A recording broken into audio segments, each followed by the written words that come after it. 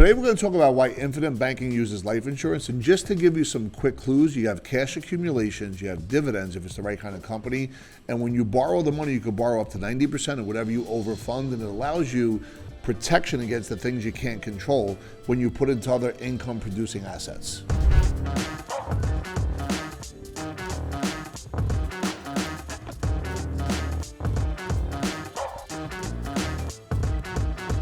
What is life insurance and what are the types of life insurance? So let's get into it.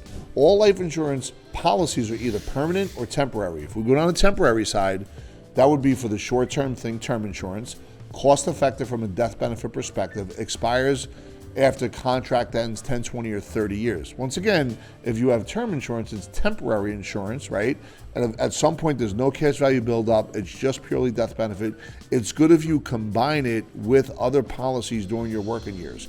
What is permanent? Long-term plan has a death benefit that will never expire even at age 120, allows cash accumulation, think of equity. This allows you to leverage that money to put into other investments. It doesn't matter what it is. It could be real estate. You could finance your own debt. It could be financing cars. You could buy businesses. As long as you understand cash flow and as long as you understand the science of how to get multiple use of each and every dollar, this is where this becomes very powerful. Permanent insurance can be further expanded into three scenarios. High risk. Number one, variable life. Cash value is invested in the stock market. What is that? Expensive mutual funds. Moderate risk is an IUL.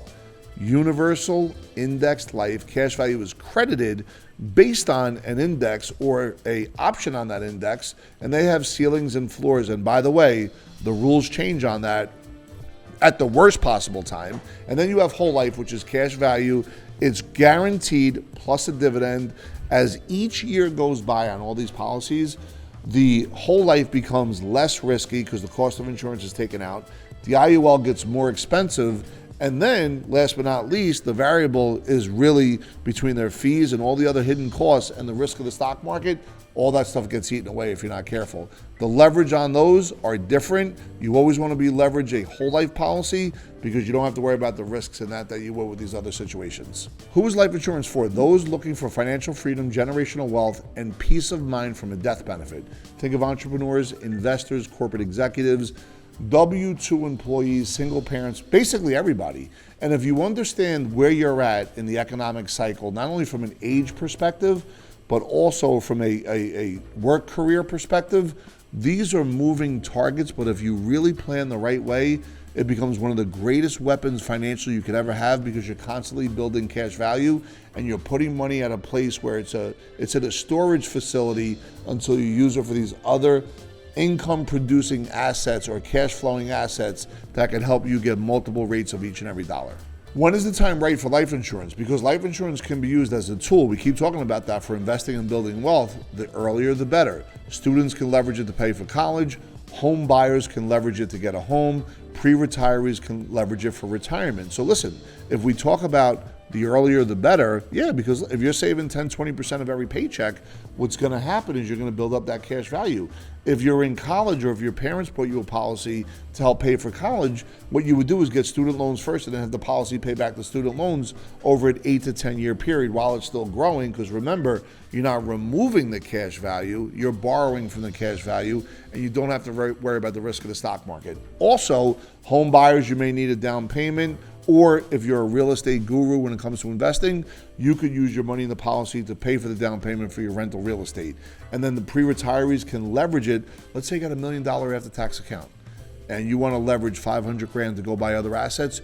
You could do that if the account is managed the right way with all but non-guaranteed risk taken out of it. In other words, you want to make sure that you can never get a guarantee on a managed portfolio, unless it's in treasury bills, I would assume, or treasury notes.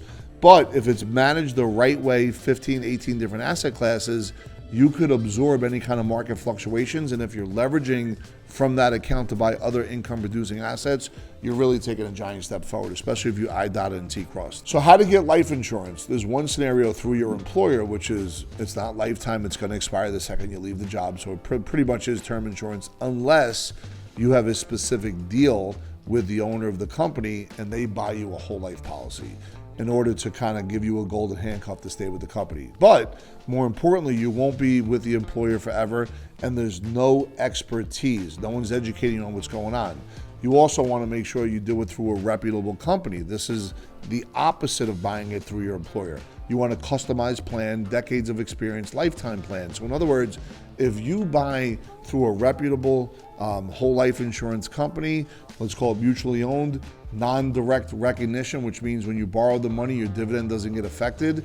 You want to make sure that you have an agent, which at the end of this, we're going to be able to share some strategies on how to find the right agent, is giving you the full education you need to make sure that you really understand what you're buying, why you're buying, and how you're buying, so you can put yourself in a position to prosper financially. Why life insurance is called infinite banking? Start infinite banking today. So first of all, thank you so much for watching the video. Go ahead, click the link below in the description, fill out all your information, and now put yourself in a position to understand what infinite banking actually means.